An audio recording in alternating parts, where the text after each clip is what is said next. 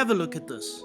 It's the Triumph Speed Triple 1200 RR, the first speed triple to feature an actual fairing. Traitors! Absolute traitors! Everybody knows that the Speed Triple is a naked bike. It's a naked sports bike. It is the quintessential naked sport bike, according to many people. Still, as fairings go, this is quite a good one. Apart from its fairing, it gets the traditional inline triple motor with 1160 cc's of explosion, chucking out a not insignificant 178 horsepower and 125 newton meters of torque. More so, the brakes are Brembo's Dilemma units stuck to a set of electronic forks from Öhlins, accompanied by an Öhlins rear shock. Of course, there is every kind of electronic gadget available, including my personal favorite, the two-way quick shifter, all controllable through one of Triumph's mental dash displays. And the whole thing weighs in at just 199 kilograms wet, and it'll set you back 315,000 rand. What we have here is a Speed Triple made more racy. And very simple, the seating position is further kind of crouched forward, foot pegs are higher, it feels a little bit firmer, and the triple motor has been retuned slightly for more kind of top-end power. So it is more of a racer. It just literally is a Speed Triple made racier. You can't really discount that, can you? All that is fine and good, but it's not really what we're here to do today. Today we're here to sort of pay respects, appreciation for a certain kind of motorcycle. A motorcycle I like to call the connoisseur's bike. Now, take for example a BMW GS. It's a very, very popular motorcycle, and for very good reason. I mean, it's fun to ride, practical, easy, reliable, economical, comfortable, technological, and every kind of ological that you can think of. But there are other sort of bikes that don't have all of that. In fact, they got bits and pieces missing, but people still want to buy them anyway. Here is what we mean. Take for example the Ducati Hyper Motard. They don't sell it in great quantities in South Africa, and no wonder. Wind protection isn't the greatest, it has limited creature comforts, and that 937cc motor pushes a somewhat average 114 horsepower. So it is not hassling the bigger bikes on the straight bits. Essentially, it is sort of a sports commuter, one that isn't particularly economical nor practical, and at 237,000 rand, it isn't cheap either. But here's the thing, none of that matters. The downsides don't matter, because that bike is 100% pure hooligan fun. And other people might criticize and say downsides this, that, but to the person riding it, that person is having more fun than anybody else in the world at that moment. There's more bikes that fit the connoisseur's bracket. A favorite of ours is the KTM Super Duke. It has all the kit and performance you could expect from a sports bike, including a ridiculous amount of torque that nobody quite knows what to do with. And yet there's no fairing for aerodynamics and comfort. No one is breaking any lap records on it. It's a bike you buy only for giggles. Lots and lots of giggles. The same sort of thing can be said about the Indian FTR 1200. Does anyone need a flat tracker for the road? No. Will it induce a smile so wide your head is in danger of falling off? Oh yes. The Triumph Scrambler 1200 lacks the fairings and other assorted aesthetics of its large capacity adventure brethren, yet will storm into any adventure with the best of them, all while giving the rider a feeling of old school Steve McQueen ruggedness. Another great motorcycle known only by those who truly know motorcycles. The list goes on. The Triumph Thruxton R, with its classic looks and classic racing stance, offers one of the most memorable rides available. The Kawasaki H2 is good old mental supercharged Kawasaki-ness. and any bike created by MV Augusta gives the rider happy fizz regardless of the size of the price tag. They are all the sort of thing the motorcycle connoisseur would enjoy, the sort of person that gets a respectful nod from anyone who knows their motorcycles. Then there is this, the Speed Triple RR.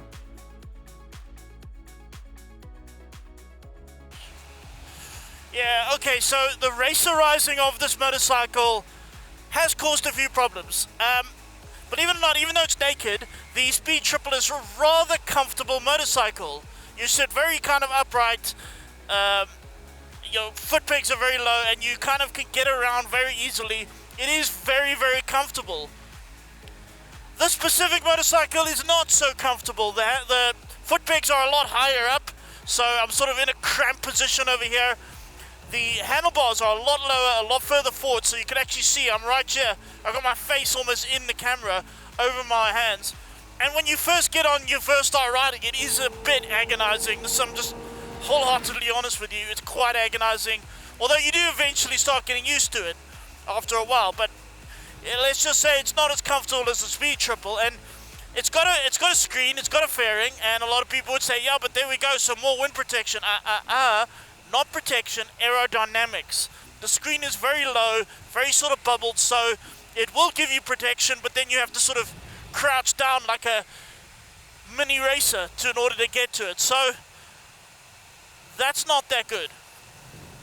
Also, 178 horsepower is a lot, but not quite enough to keep up with some of the other bikes in the sporty class. And yet, none of that matters, because this thing is spectacular. Firstly, just look at it. It's truly gorgeous to behold, in a detail that, dare we say, only Triumph seems to be able to capture these days. But here's the thing. The problems of this motorcycle, like being a bit more uncomfortable and whatever have you, are not deal breakers. Not for me, not for many others. And the reason for that is because when I ride this motorcycle, I feel very, very special. In fact, not even when I ride it. When I walk out into my garage and I see it parked there and I see this gorgeous machine sitting there looking absolutely amazing, it makes your heart go. It's like every time you see it, you have to stop, look at it, maybe sigh inwardly. That is how good it feels. And you know what you're riding when you're sitting on it. You feel like a classic racer. It's got the soundtrack of a classic racer, that wonderful triple sound. It truly does give you a classic racer feel. It's got a classic racer sort of position. It's got a sort of classic racer look to it. But here's the little secret. It's not a classic racer. It's got all the modern things you could ever want. It's got a brilliant modern engine. It's got brilliant modern electronics, modern chassis, modern brakes, the best of everything. So you're riding what makes you feel. You've got the romanticizing of a classic racer without any of the sort of problems like it breaking down a lot and not working properly and being a bit difficult to ride. It's got none of those things. This thing does everything greatly, everything wonderfully, but it makes you feel special while you're doing it. You feel so good. Although my neck is getting a bit sore, but I feel good. I feel very good. And so here we have it, a tribute to motorcycles like the Speed Triple 1200 RR. Bikes that are not perfect, that have their little eccentricities, traits that perhaps understandably put many people off parting their money for them, and instead going for something a little more pragmatic. And this is also a tribute to those riders that find the joy that these motorcycles bring, the pure motorcycling joy, eclipses any downfalls that may accompany them. They deserve the nods from other motorcyclists that they are so respectfully given. Welcome back. Now, before the break, Don was riding Triumph's Speed Triple RR and ruminating on the desirability of beautiful bikes that aren't really very practical. I'm sure, like me, you understood exactly what he was trying to get at. Over the years, I have myself lusted after and even owned, despite my predilection for a mixture of performance and practicality, like the Yamaha MT-09 that I currently ride, I've had a series of bikes that really didn't make much sense, given what I needed them for. When I first started working after studying, I needed a comfortable, affordable, reliable, easy to ride second-hand commuter, and despite my best intentions, I ended up buying a brand new Suzuki GSX-R 750 that was uncomfortable to the point of being painful after a quarter of an hour of riding. Not good when your commute is an hour each way, but I love that bike. I'm sure many of you have been through similar things and probably will continue to do so into the future. In the interest of expanding on this illogical relationship that we have with our bikes, I'm going to assume that you and I have won the lottery or got ourselves much better paying jobs and point you in the direction of some niche manufacturers who can fulfill these desires we have for something that more than makes up for any lack of practicality, with a level of desirability and rarity that will make you love your bike like it's your own flesh and blood. Bimotor, celebrating 50 years of history this year in fact. Some incredible creations in that time, as well as several typically Italian episodes of near bankruptcy. The company is basically now owned by Kawasaki. That means, for the moment at least, your Bimotor will inevitably only be built around a mean green engine. But they make great engines, so it's not a hardship. Take for instance the supercharged H2 powered Taser, or perhaps in your garage you might put it alongside the more easily tamed yet equally unique KB4, complemented by their new dirt bike for some muddy weekend action. These bikes are all unnecessarily loaded down with beautiful frills of motorcycle engineering, but necessity has nothing to do with desirability, so having a Bimotor or three in your garage should be a definite lottery winning fantasy.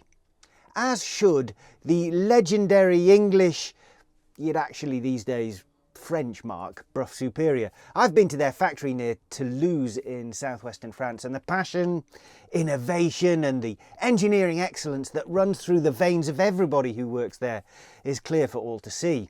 The only thing that is practical about owning one of these wonderful machines is the possibility that it might actually appreciate in value. But since you've got enough money to buy one in the first place, you don't need to worry about such trifles, do you? Ride it, enjoy it, get it dirty, make a noise, and boy, some of them really do make something of the noise, and revel in the crowd that gathers wherever you happen to arrive. If, though, you want an authentic British-built piece of motorcycling, then perhaps consider CCM. They're handcrafted British street and scrambler models built around a characterful 600cc single-cylinder engine with such evocative aeronautical names as Spitfire and Maverick. Not fast, not particularly practical, and eye-wateringly expensive in terms of price to performance ratio, but so desirable that none of that matters in any way. If, however, none of these pint-sized manufacturers can satiate your desire for something different, then perhaps you might like to take a look at the work of some of the specialist builders we featured on the bike show. Bark in Lyon, France do some great things with a number of different donor bikes, but if I wanted something that had rarity and genuine hand-built excellence with a healthy dose of performance and a dash of mad engineering genius and the bonus of a big old V-twin, I would look no further than the backcountry of Bavaria and the work of a modest man by the name of Stefan Bronolt. Radical Guzzi create masterpieces out of Moto Guzzi donor bikes, and their performance is as striking as their looks. When my lottery win comes, Stefan will be the bike builder who gets my cash. If you want more info on these wonderful artisans of the motorcycling world, then check out, please, our YouTube channel, where we regularly celebrate the illogical, irrational, impractical desirability of life on two wheels.